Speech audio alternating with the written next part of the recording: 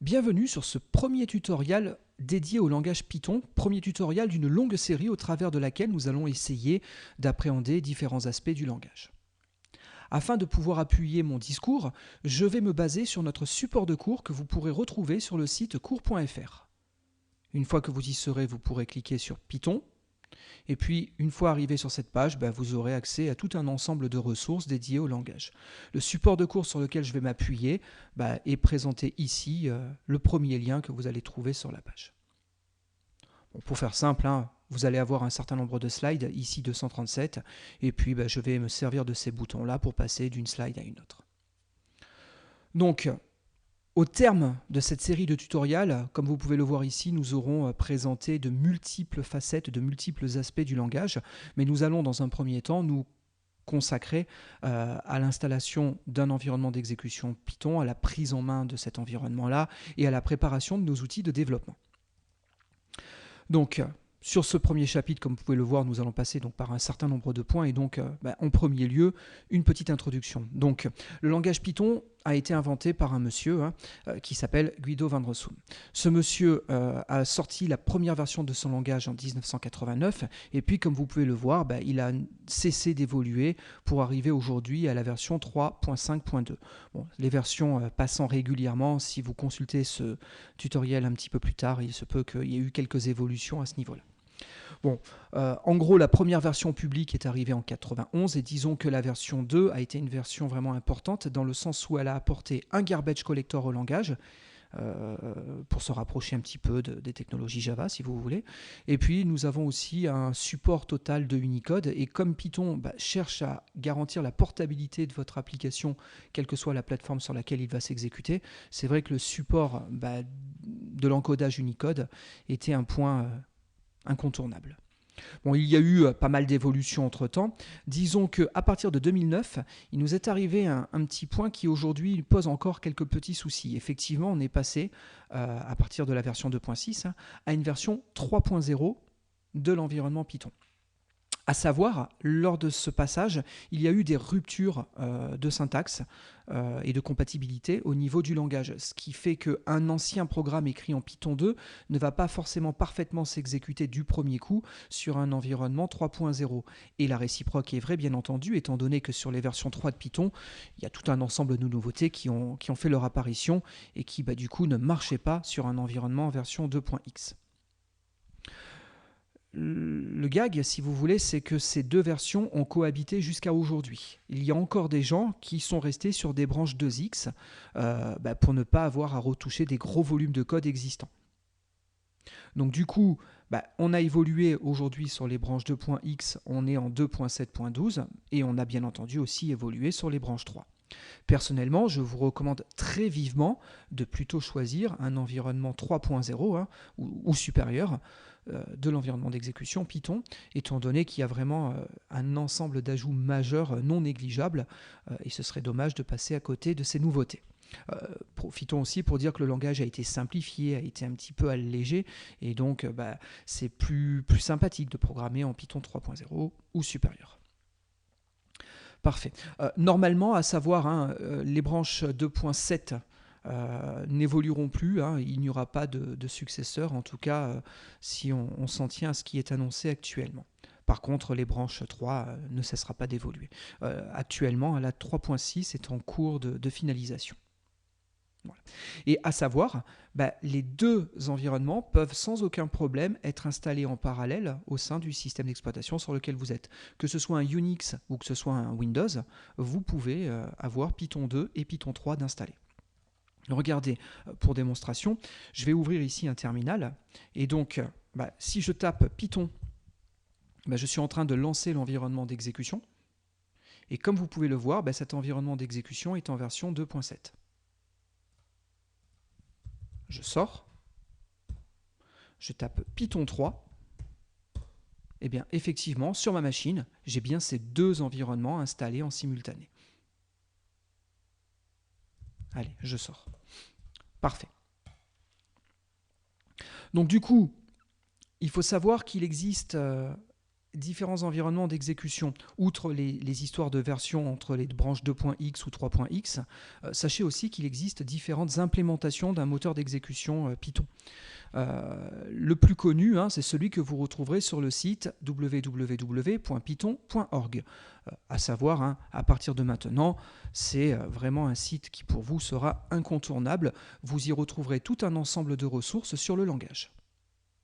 Notez au passage, si je clique sur Download, vous pourrez télécharger les branches 3 ou les branches 2, comme indiqué précédemment. Donc effectivement, vous avez donc l'implémentation de référence qui est proposée par ce site-là. C'est une version qui est codée en C. Elle est franchement ultra efficace et on va dire c'est vraiment la version de référence parce qu'elle est éditée par ceux qui développent la plateforme. Néanmoins, il existe d'autres environnements qui existent, donc notamment Jython. En gros, c'est un environnement d'exécution Python, mais qui tourne sur une JVM Java, et qui donne donc accès à l'intégralité de la librairie Java. Donc ça augmente les capacités du langage, parce que vous vous retrouvez avec toutes les possibilités de Python, mais aussi toutes les possibilités qui sont induites par la librairie Java. Dans certains cas, ça peut être sympathique à utiliser. Et on a un autre environnement qui est à peu près compatible, sauf qu'au lieu de viser un environnement Java, il vise plutôt un environnement .NET. Et donc on parle de IronPython. Vous avez ici un lien pour aller télécharger IronPython. Et c'est vraiment la même idée, c'est-à-dire que c'est un environnement d'exécution Python, donc votre code Python va parfaitement s'y exécuter. Pour autant, vous aurez accès à toute la librairie .NET. Voilà. Et puis, à savoir, les évolutions de Python, et qui sont donc supportées par ces trois implémentations majeures, sont définies dans ce qu'on appelle la Python Software Foundation. Et donc, le site en lien avec la PSF, c'est bien entendu python.org. À partir de là, maintenant, ce qu'on va faire, c'est qu'on va chercher donc à installer un environnement d'exécution. Alors, effectivement, sur ma plateforme, c'est déjà fait. Peut-être que chez vous, ce n'est pas encore réalisé. Donc, si vous êtes sur Windows, les choses sont simples. Il vous suffit de venir ici, de télécharger un installeur pour la version que vous aurez retenue de Python, et puis de vous laisser guider par l'installeur. En gros, vous répondez oui à chacune des questions posées, vous acceptez les valeurs par défaut. Normalement, au terme de cette installation, vous devriez avoir un répertoire qui sera directement situé sur c2.anti/, et il s'appellera normalement Python 3.4 ou 3.4. Vous y retrouverez dedans l'environnement d'exécution. Sur Unix ou sur Linux, les choses sont un petit peu différentes. La plupart du temps, vous avez des gestionnaires de paquets. Alors que ce soit Ubuntu pour les distributions Linux, que ce soit Ubuntu, CentOS, Red Hat, Fedora, Debian ou d'autres, vous avez systématiquement des gestionnaires de paquets. Pour ma part, moi je suis sur une plateforme Fedora. Donc sur une plateforme Fedora, ce que je peux faire, c'est un DNF. Anciennement, cette commande s'appelait Yum, mais ils ont recodé le module de gestion de paquets qui permet de faire des installations de paquets. Et donc à partir de là, je peux choisir d'installer quoi ? Un environnement d'exécution quelconque.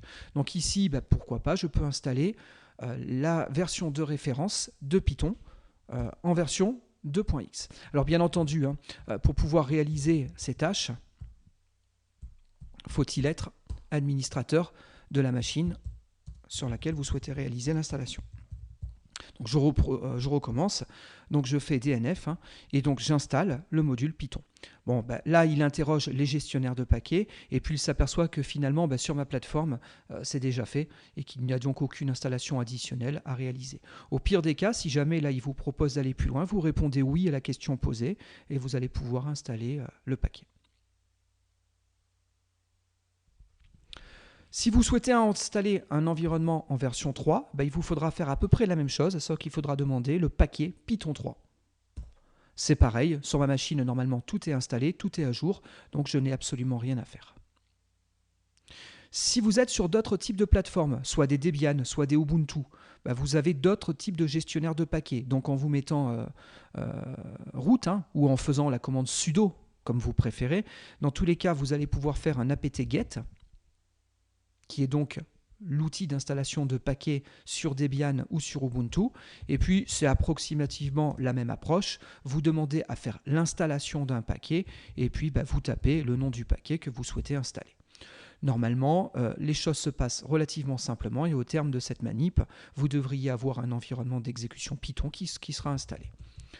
Une fois, excusez-moi, une fois que vous avez donc réalisé votre installation, vous quittez éventuellement le mode route si vous étiez directement logué en tant que route. Et puis pour tester le bon fonctionnement, il vous suffit de lancer la commande Python 3. Alors à savoir, hein, dans toute la suite des tutoriaux que je vais réaliser, j'utiliserai systématiquement une version 3 de Python. Donc à partir de là, je suis connecté et donc c'est qu'a priori l'installation s'est correctement terminée. Parfait. Alors je ne sais pas si vous avez vu tout à l'heure, j'ai fait une petite erreur, j'ai tapé exit parenthèse, sauf que là, à ce niveau-là, j'étais au niveau de bash, j'étais dans un shell, donc il fallait simplement taper la commande exit. C'était une petite erreur de ma part. Alors pourquoi j'ai fait cette erreur? Parce que là, si vous tapez exit, cette fois-ci, ça ne marchera pas. Comme indiqué dans l'aide ici, il faut faire exit parenthèse pour sortir d'un environnement d'exécution Python. Et les habitudes étant dures, ici, je m'étais légèrement trompé. Voilà, donc je suis sorti de mon environnement d'exécution. Parfait. Donc, je vous laisse procéder à l'installation en fonction du système sur lequel vous êtes, soit en téléchargeant un installeur, certainement sur plateforme Windows, soit en utilisant votre gestionnaire de paquets et en demandant donc de rajouter les paquets relatifs à Python. Une fois l'installation prête, nous allons pouvoir commencer à faire nos premières petites manipulations. Alors ça ne va pas aller très très loin dans ce tutoriel-là, ça reste une introduction, mais on va commencer néanmoins à faire quelques petites manipulations. Et donc, nous avons la possibilité de travailler avec deux environnements à ce niveau-là. Donc premier environnement possible, c'est l'environnement en mode console, si vous voulez. Il a l'avantage d'être simple et efficace et de permettre l'exécution de quasiment n'importe quel bout de code. Pour autant, vous avez peu d'assistance. Donc si vous voulez lancer l'interpréteur Python, comme je vous avais indiqué, vous pouvez taper Python 3.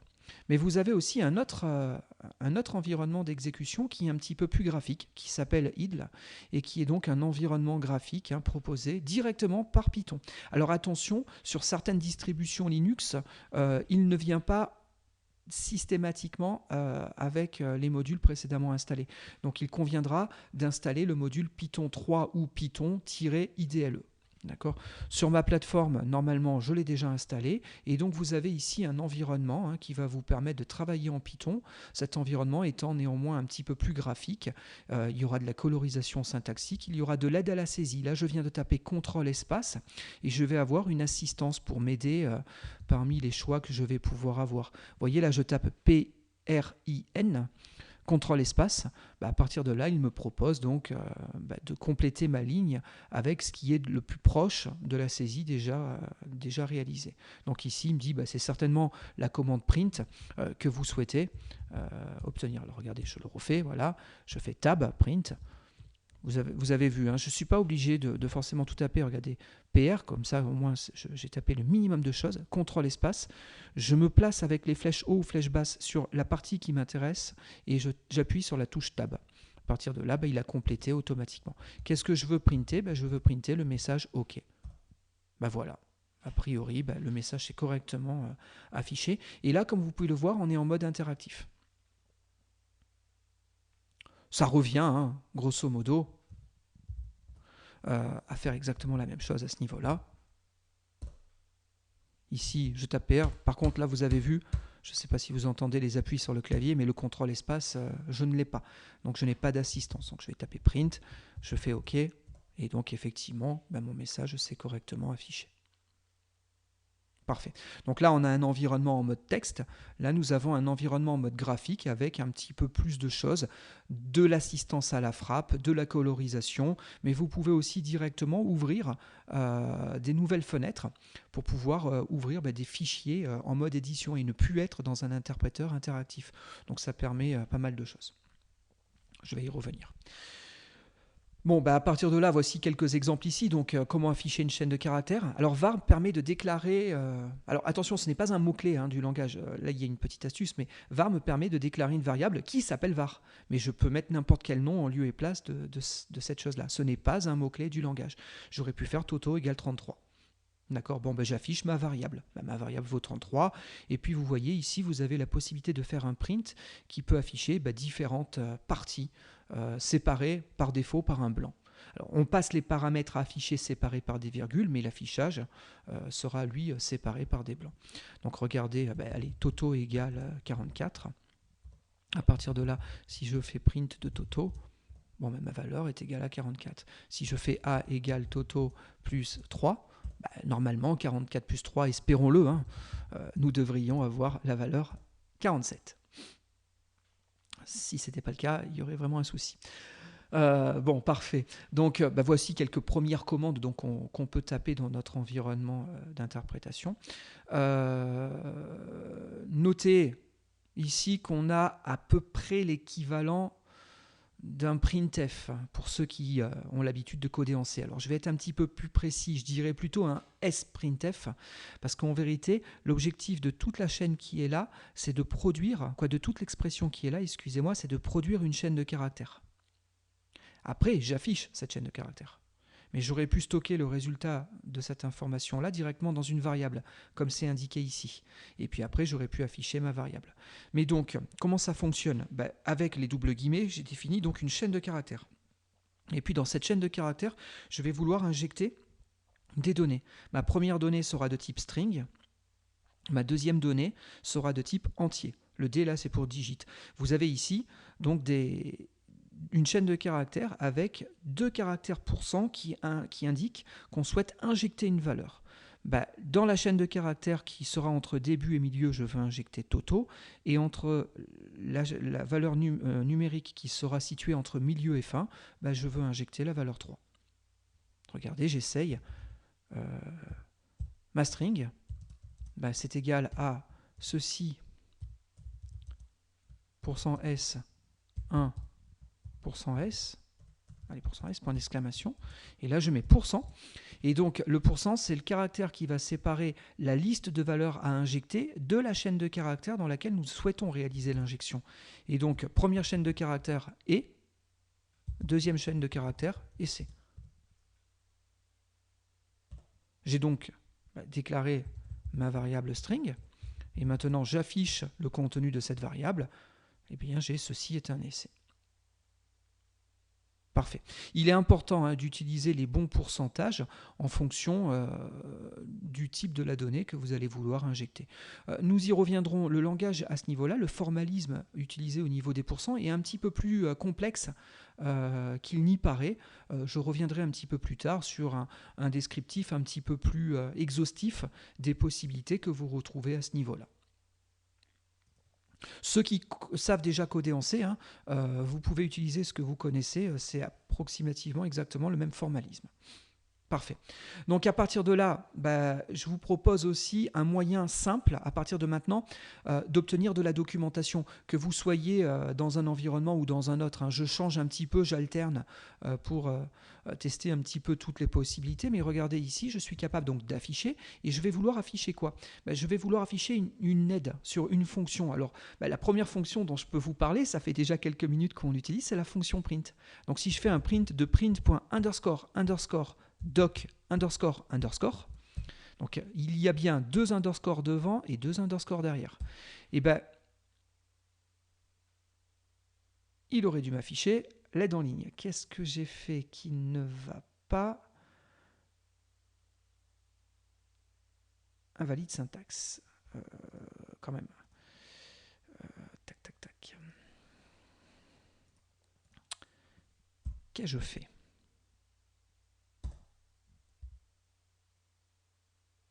Non, j'ai compris. Alors c'est très bien. Ma petite erreur là, elle est parfaite. Elle vous explique un petit gag dans lequel vous risquez de tomber.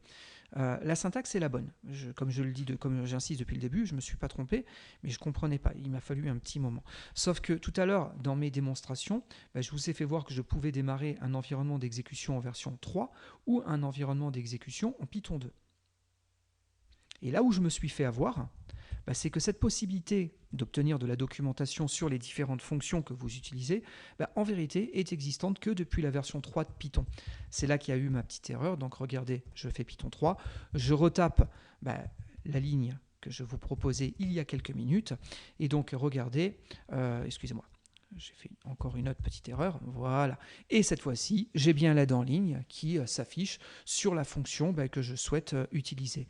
Et donc je vois que le print, effectivement, prend des informations à afficher, mais vous pouvez aussi spécifier un séparateur et vous pouvez éventuellement spécifier la fin de chaîne. La fin de chaîne, ici, c'est un retour à la ligne. Parfait. Et donc, vous avez quelques informations complémentaires sur comment utiliser cette fonction. Regardez, je fais un autre exemple. Je fais un print d'une autre fonction qui s'appelle input. Sur cet input, je demande sa documentation en ligne. Et donc, qu'est-ce qu'il me dit ici?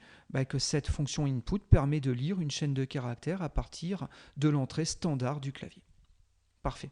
Donc en tout cas, la petite erreur de tout à l'heure était très bienvenue. Notez bien que certaines choses que je vais vous montrer au travers de tous ces tutoriaux ne seront possibles que si vous avez un environnement en version cohérente. Donc ici, un environnement Python 3. Parfait. Normalement, au niveau du support, la plupart du temps, j'indique ces informations-là. Tout à l'heure, ça m'avait simplement échappé. Je n'avais pas bien fait attention que j'étais en Python 2. Mais la plupart du temps, j'essaye d'insister sur ces problématiques-là. Parfait. Donc du coup, pour quitter l'interpréteur, alors vous auriez des possibilités avec des séquences de touches au niveau du clavier, mais je vous propose plutôt d'utiliser la fonction exit. Ce sera pour le moment notre moyen normal de sortie. Il y aurait d'autres solutions, mais qu'on verra ultérieurement. Bon, ici, je vous montre un exemple d'utilisation de la commande input qui me permet donc de réaliser une saisie au clavier. Alors attention, en Python, quand vous allez faire un input, le retour à la ligne que vous allez taper pour terminer votre saisie fera partie de la variable qui sera calculée. Si vous voulez supprimer le dernier retour à la ligne, vous allez pouvoir faire un rstrip. Alors un rstrip, c'est un write strip, et ça enlève donc les séparateurs en dernier caractère, en partie droite. Encore une fois, regardez, je peux faire un print de rstrip, point, underscore, underscore, doc, underscore, underscore, et donc vous aurez quelques compléments d'information sur la fonction. Qu'est-ce que j'ai fait qui ne va pas?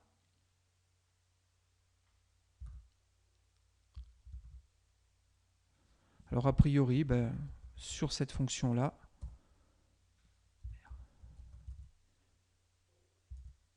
ah oui, mais non, c'est pas une fonction, autant pour moi. C'est une méthode de la classe string. Et donc, si je viens ici faire underscore underscore doc, cette fois-ci, l'aide en ligne nous est affichée. Le temps que je me réveille. Alors attention sur ces choses-là, des méthodes, c'est comme des fonctions, mais qui vont s'invoquer sur un objet. Nous allons revenir un petit peu plus tard sur la différence entre fonction et méthode. Nous y reviendrons dans quelques minutes. Mais donc ici, nous avons bien néanmoins donc l'information sur comment utiliser cette fameuse méthode rstrip. On le voit ici, regardez, je reviens sur le document, et donc vous voyez bien, je ne l'ai pas utilisé comme le input. Le input, je l'ai utilisé sans me baser sur un objet particulier. Là, j'ai fait username point, username étant ma chaîne de caractères, et sur cette chaîne de caractères, j'ai une méthode qui me permet donc d'enlever mes caractères. Parfait. Bon, si jamais à un endroit, quelque part, vous avez envie de bloquer votre script, une solution simple, pourquoi pas, pourrait consister à utiliser un input pour demander à faire un appui sur entrée pour passer à la sélection suivante. Bon, attention, la fonction input existe aussi en Python 2, mais elle n'avait pas exactement le même sens que la fonction input de Python 3. Donc l'équivalent de input en version 3 de Python, c'est ce qu'on avait sous le nom de raw input au niveau de la version 2 de Python. D'accord? Donc petite nuance à ce niveau-là. Voilà. Et donc, il est possible aussi de créer donc, un fichier, mais qui va être démarré systématiquement à chaque démarrage de votre interpréteur. Alors ça ne marchera que si vous êtes en mode interactif, et ça vous permet éventuellement de définir un ensemble de fonctions additionnelles. Je ne sais pas, il y a des fonctions que vous souhaitez réutiliser de manière régulière, vous ne voulez pas à chaque fois avoir à les retaper à l'intérieur de votre interpréteur. Dans ce cas-là, vous pouvez les saisir dans un fichier de code Python, et puis vous pouvez définir une variable d'environnement qui s'appelle Python Startup et qui pointe vers le fichier exécuté à chaque démarrage de votre environnement Python en mode interactif. J'insiste. Bon, on passe cette possibilité-là. Donc ici, vous avez quelques informations complémentaires sur l'interpréteur en mode interactif que je vous ai fait voir. Et puis là, on insiste sur deux lignes. Ces deux lignes sont relativement importantes. Je vais y revenir dans quelques minutes. Je les passe quelques instants et puis j'y reviens juste après. Voilà. Et puis, je voulais finir ce tuto par une présentation de quelques autres outils un petit peu plus, comment pourrais-je dire, un petit peu plus sympathiques à utiliser. C'est bien d'utiliser l'interpréteur en mode interactif, ça peut vous permettre de faire pas mal de choses. Cet outil-là sera certainement encore un petit peu plus agréable à utiliser et vous permettra de faire des scripts, d'écrire et de sauvegarder des scripts réutilisables. Mais pour autant, nous avons des outils qui sont encore plus puissants que les deux que vous avez là actuellement sous les yeux. Ces outils, on parle d'IDE. IDE, c'est Integrated Development Environment. Regardez, je vais sur wikipedia.org. Voilà. Vous tapez, excusez-moi, tac. Voilà, donc vous tapez, pourquoi pas, ici IDE. Et donc, normalement, on devrait pouvoir, je pense, retrouver voilà, les différents sigles. Et donc, normalement, nous devrions retrouver nos environnements de développement intégrés à ce niveau-là. Il en existe plusieurs des environnements de développement intégrés. Alors, ce qu'on entend par intégré, c'est tous les outils de debug, des générateurs d'interface graphique, et ainsi de suite. Tout est intégré directement dans un seul et unique environnement. Il faut comprendre que là, à ce niveau-là, si vous souhaitez faire du debug pas à pas, ou si vous souhaitez assembler une interface graphique avec des boutons, des zones de texte, et ainsi de suite, ça va être un petit peu compliqué. Cet outil-là ne permet que de saisir des lignes de code et de les exécuter. Donc si vous voulez aller un petit peu plus loin, alors pour le debug, c'est pas tout à fait vrai, il y a quand même quelques possibilités ici, mais qui sont pas aussi sophistiquées que celles qu'on pourrait retrouver dans un véritable IDE. Donc si vous voulez aller plus loin, il faut utiliser donc ce genre d'outils. Alors des outils de ce type-là, il en existe un grand nombre. Regardez, je suis descendu ici un petit peu plus bas et donc on me propose déjà quelques premiers outils. Dans les outils proposés ici, vous avez les deux gros majeurs, à savoir Eclipse, qui est une référence incontournable et pour ma part, c'est un petit peu mon chouchou, c'est mon atelier favori, c'est lui que je vais utiliser sur l'ensemble des tutoriaux Python qui vont suivre. Et puis pourquoi pas, on pourrait aussi parler de Visual Studio, qui est l'atelier de Microsoft, on pourrait aussi parler de NetBeans, de IntelliJ, ou de plein d'autres outils qui existent. Il faut savoir qu'aujourd'hui, c'est compliqué de dire que l'un est meilleur que l'autre. Dès que quelqu'un a une idée intéressante, de toute façon, les autres ateliers récupèrent ces idées-là dans les versions d'après. Donc aujourd'hui, ça se ressemble énormément. Après, c'est plus une histoire peut-être d'habitude et de connaissance de l'outil. C'est vrai que pour ma part, ça fait maintenant presque 15 ans que je développe avec Eclipse. Le jour où on me change mon atelier, je suis toujours un petit peu embêté parce que j'ai pas mes bons raccourcis clavier, j'ai pas mes habitudes et donc j'ai tendance à pester un petit peu, on va dire.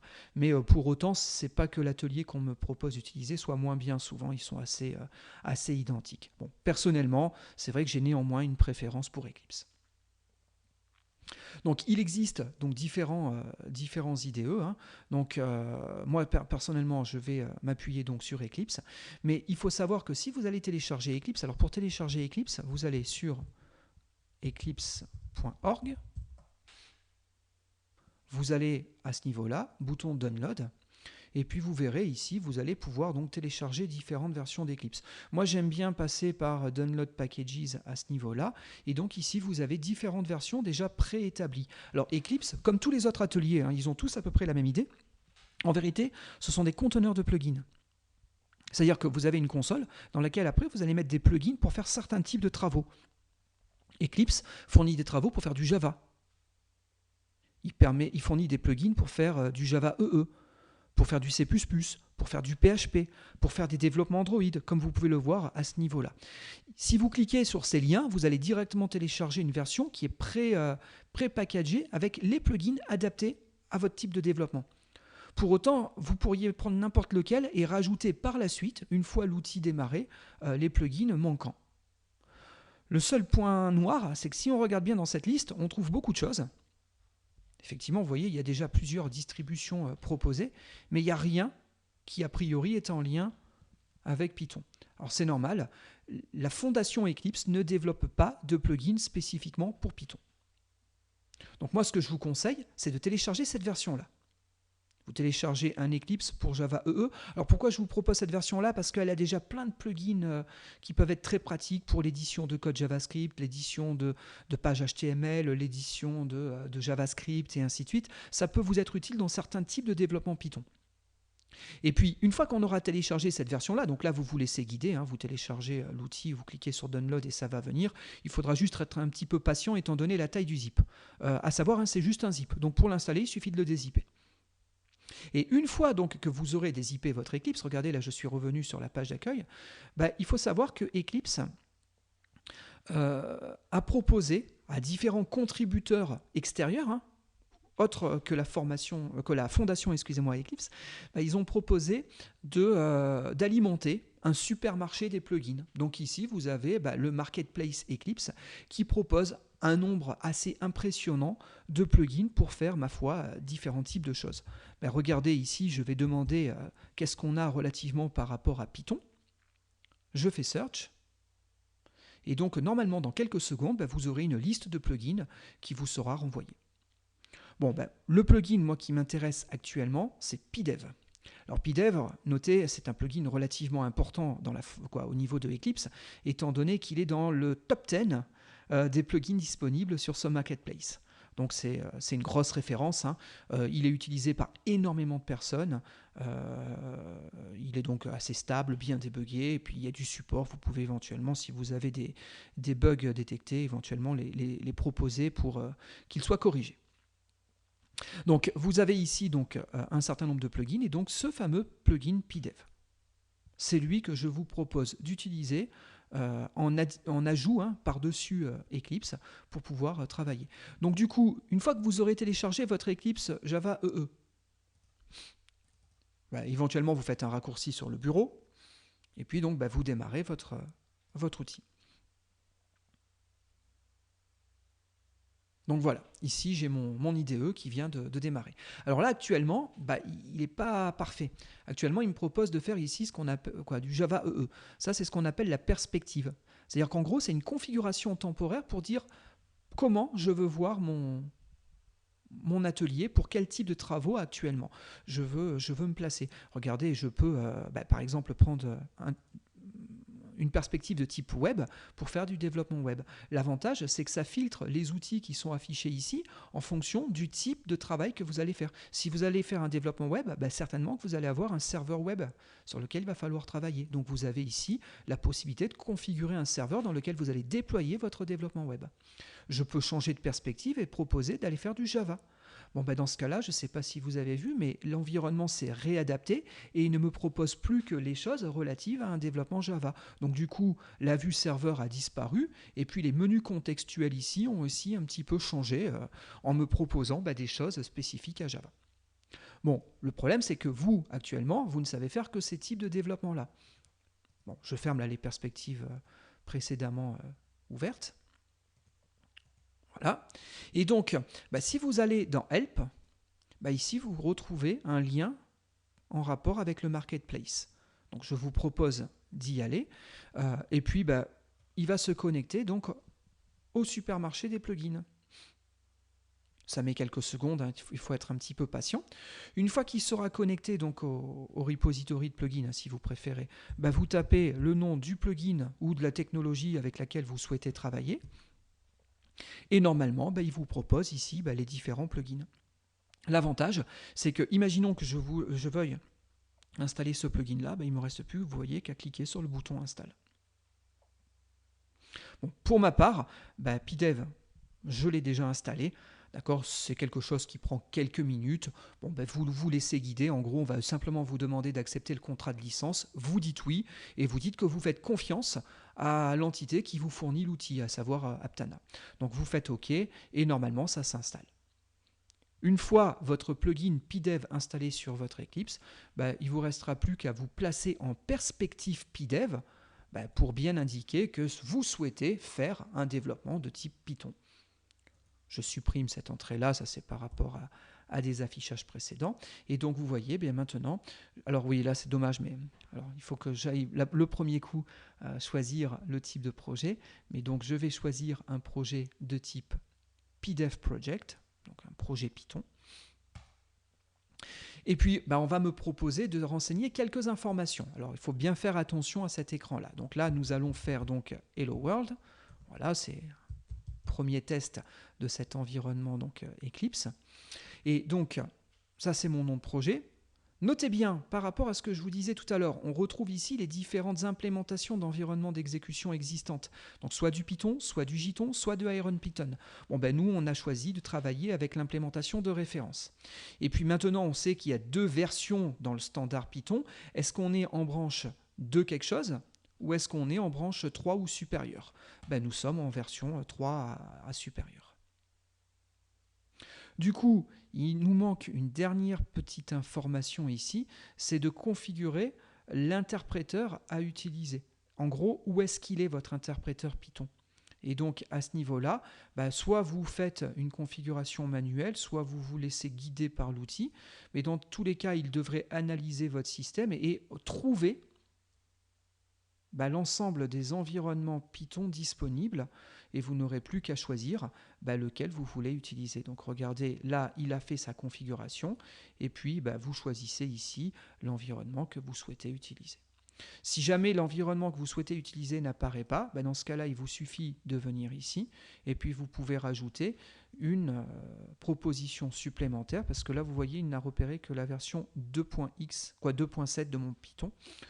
Il est dans /usr bin Python, mais il n'a pas trouvé notre Python 3. Donc je vais faire une définition Python 3 et regardez, je vais aller choisir dans autre emplacement, usr bin, et puis, excusez-moi, bon, allez, je vais le taper comme ça, Python 3. Je fais OK, et donc là, il est en train de configurer mon environnement d'exécution Python 3. Il a repéré tout ce dont il avait besoin. Je fais OK, maintenant j'ai mon environnement Python 3. Une fois votre configuration finalisée, il ne vous reste plus qu'à bien préciser quel interpréteur il doit lancer. L'avantage, c'est que vous pouvez avoir dans le même espace de travail, ici on a ce qu'on appelle le workspace, l'espace de travail, vous pouvez avoir à la fois un projet Python en version 2 et un autre projet Python version 3 qui cohabitent au sein du même espace. Néanmoins, à chaque fois que vous en lancerez l'un ou l'autre, il choisira le bon interpréteur en fonction de la configuration que vous avez donnée ici. Donc je fais Finish. Et puis à partir de là, maintenant j'ai mon projet Python sur lequel vous voyez, je vais pouvoir rajouter des éléments relatifs au langage. Et donc pour finir cette démo, je vais créer un premier module de code. Alors un module de code, c'est un fichier. La notion de paquetage, je passe pour le moment, j'y reviendrai bien plus tard. Et donc ce fichier, nous allons l'appeler hello. Voilà, .py. Alors, vous voyez, normalement le fichier va s'appeler comme ça, mais là il me demande de ne pas le mettre. C'est lui-même qui va rajouter l'extension sur le nom de fichier. Je donne juste la partie initiale du fichier. Et donc, vous voyez, il m'a rajouté bien mon hello.py. Et puis là, vous avez des modèles de code. C'est-à-dire qu'en gros, comment vous voulez démarrer ce code. Bon, pourquoi pas, on peut démarrer en tant que module principal. Et donc, à partir de là, voilà, j'ai mon premier bout de code qui apparaît. Alors sur ce premier bout de code, je vais néanmoins rajouter des petites choses en haut. Alors pour être clair, ces petites choses-là sont présentées sur une slide que j'avais passée il y a quelques minutes. Je ne sais pas si vous vous en souvenez, je vous ai dit que j'allais y revenir. Mais donc ici, vous avez donc ces 2 lignes qui m'importent fortement. Donc la première ligne, c'est ce qu'on appelle le shebang. Regardez si vous voulez avoir des plus amples informations sur ces concepts-là. Toujours pareil, vous pouvez aller sur Wikipédia, pourquoi pas. Souvent, il répond pour pas mal de choses. Et donc, si vous tapez shebang, vous retrouverez donc cette page. Et donc, c'est l'information qui commence en première ligne de fichier de script exécutable aussi au niveau d'un système Unix ou Linux. Et cette première ligne doit commencer par !! Ça permet, quand vous avez un fichier texte qui contient un script, de dire quel est l'interpréteur à exécuter. Alors effectivement, tant que nous allons lancer le script à partir de Eclipse. Eclipse, c'est déjà qui doit le lancer avec Python 3, nous l'avons configuré pour. Par contre, si vous prenez le script, que vous le mettez sur une autre machine et que vous le démarrez manuellement, il se peut que ça ne se passe pas si bien que ça. Donc ici, vous êtes censé spécifier en dur quel est l'interpréteur à utiliser. Donc vous voyez ici, je mets un dièse. Alors dièse, c'est un commentaire. En Python, tout ce qui commence par dièse, ce sont des commentaires. Alors ça aussi, c'est une forme de commentaire, mais cette forme de commentaire, j'y reviendrai un petit peu plus tard, dans un autre tutoriel. Donc ici, nous avons donc un commentaire. Vous pouvez mettre autant de commentaires que vous le souhaitez dans votre code. Ceci est un commentaire. Bon, la couleur des commentaires là est peut-être un petit peu fade. Si vous souhaitez changer cette couleur, vous pouvez le faire au niveau de la configuration de l'atelier. Je passe ce détail pour le moment. Mais donc ici, point d'exclamation, on a donc bien affaire à notre shebang. Et donc l'interpréteur à utiliser, ce sera /usr bin python 3. Parfait. Deuxième ligne. La deuxième ligne est importante. Elle est là. C'est cette ligne-là. Alors ça permet de dire quel est le type de fichier de texte, en termes d'encodage, que vous avez fourni.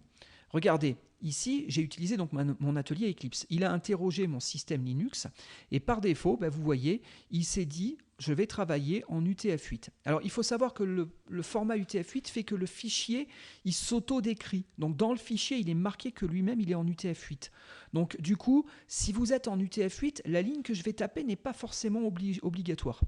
Par contre, si vous êtes dans d'autres formats, et notamment, en général, quand on travaille en français, on a un format de fichier, souvent sur Windows, c'est la valeur par défaut, c'est du ISO 8859-1, plus connu sous le nom de ISO latin 1, c'est la table ISO latin 1. Cette table ISO latine, dans le fichier, il n'y a aucune information sur le fait que ce soit cet encodage-là de caractères qui est utilisé.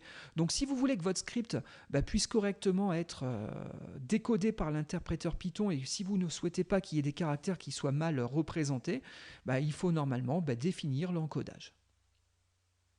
D'accord ? Donc c'est un dièse, espace, et puis là c'est moins étoile moins. Donc regardez, je reviens ici, dièse, moins étoile moins. À partir de là, on tape coding de points et le nom de l'encodage utilisé. Donc coding de points, ici c'est de l'UTF-8. Donc là, c'était pas obligatoire de mettre cette ligne-là, j'insiste, là ici elle n'était vraiment pas obligatoire. Mais au moins le fichier s'auto-décrit sur le type d'encodage qu'il utilise. Par contre, ceux qui travaillent sur Windows, le fait de mettre que c'est un encodage en ISO 8859-1, c'est très important. Sans quoi, si vous mettez des accents au niveau de votre programme, ça risque de très mal se passer. Parfait. Et puis vous voyez ici, alors ça éventuellement je peux même m'en passer actuellement, on pourra revoir cette syntaxe là plus tard. Mais à la rigueur ici je vais simplement mettre un print hello. Voilà. Regardez, je fais bouton droit, run as, et puis là vous voyez je peux le lancer en tant que script Python. Alors, il y a un deuxième lancement possible ici, mais ça, nous en reparlerons plus tard. Ce sont les tests unitaires. On verra ça un autre jour. Là, je vais revenir ici. Et donc, regardez bien, j'ai mon hello qui apparaît à ce niveau-là. Parfait.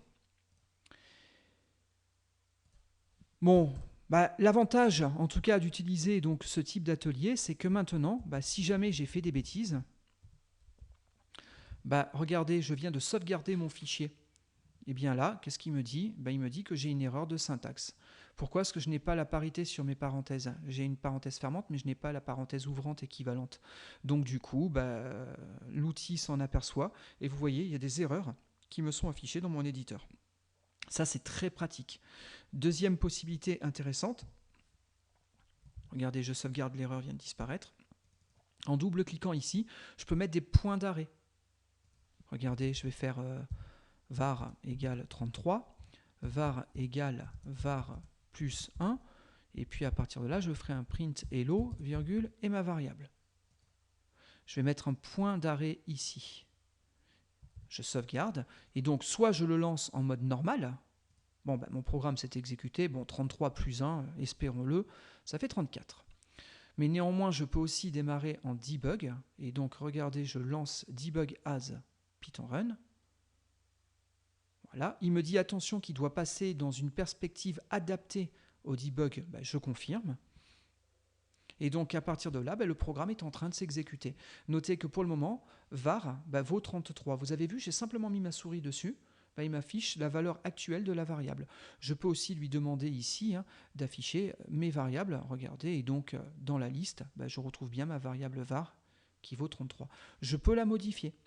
Ici, vous avez un assistant qui travaille en mode consultation et édition. Je peux lui dire que maintenant, ma variable, c'est 31. Donc à partir de là, la variable a changé en mémoire. Donc si je me remets sur var, alors bon, mais croyez-moi sur parole, la valeur maintenant c'est 31. Je ne sais pas pourquoi il continue à m'afficher 33, mais bon, ça va passer dans quelques instants. Regardez, à partir de là, j'exécute l'instruction en cours en faisant un pas à pas sur la ligne. Bon, maintenant, ma variable vaut... Alors ma modification, je ne sais pas pourquoi, n'avait pas dû prendre. Ouais, j'avais dû faire une petite erreur quelque part. Oui, j'avais pas vu, excusez-moi. Ici, j'avais pas fait attention à la syntaxe. Et donc j'ai mal saisi, il fallait pas que je remette le type, il fallait que je mette la valeur directement. Et donc j'ai eu une invalide syntaxe. Bon, c'est pas grave, mais notez, cette fois-ci, c'est pour ça qu'il bloquait. Mais en tout cas, le plus 1 a bien pris effet. Donc maintenant, j'ai 34. Si je reviens ici et que je mets 35, cette fois-ci, normalement... Voilà, la valeur, cette fois-ci, elle est bien de type entier et vaut 35. Et donc, si je fais mon affichage, comme j'ai modifié directement en mémoire la valeur de la zone de mémoire, la variable, eh bien j'ai maintenant la valeur 35 qui est affichée. Bon, là, le programme vient de se terminer parce que c'était la dernière instruction à exécuter. Donc, je peux revenir en perspective PDEV. Bon, voilà qui clôt la présentation donc, de notre environnement de travail. Donc maintenant, nous savons que nous avons deux environnements possibles, Python 2 ou Python 3. Il existerait aussi les environnements JPython et IronPython, mais ça, je laisse de côté. Nous ne les utiliserons pas dans ces tutoriaux. Donc nous allons principalement travailler en Python 3. Et puis ce qu'on vient de voir, c'est qu'on a différentes façons de travailler. Je peux travailler directement en mode ligne de commande dans un shell en lançant mon interpréteur interactif. Je peux travailler avec Python IDLE, qui est l'outil un petit peu plus sympathique en mode semi-graphique qui me propose déjà un petit peu plus d'assistance. Et puis si je le souhaite, je peux directement travailler au sein d'Eclipse qui est un cran plus costaud, qui me propose donc de la correction d'erreurs, de la colorisation. Je ne l'ai pas fait tout à l'heure, mais vous voyez, regardez là, je refais contrôle espace. Encore une fois, j'ai de l'assistance en cours de frappe et donc on me propose tout un ensemble de choix qui me sont possibles à ce niveau. Donc ici, vous voyez, je viens d'appuyer sur Entrée et donc ma chaîne de caractères a été complétée étant donné que j'avais sélectionné un appel à print. Voilà. Donc du coup, ces outils fonctionnant bien, nous allons maintenant pouvoir commencer à rentrer réellement dans le vif du sujet. C'est ce que je commencerai à faire dans le prochain tutoriel. Je vous remercie de votre attention et puis je vous dis à très vite sur un autre tuto Python. À bientôt.